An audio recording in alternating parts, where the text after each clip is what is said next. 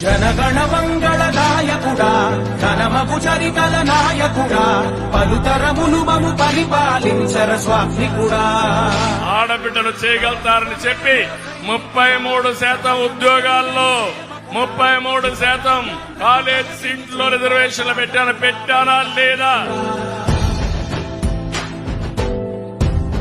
మహాశక్తి మా ఆడబిడ్డల్ని ప్రపంచంలోనే తిరుగులేని శక్తివంతమైన మహిళలుగా తయారు చేసే బాధ్యత తెలుగుదేశం పార్టీ కూటమి తీసుకుంటామని మీ అందరికీ హామీ ఇస్తున్నా.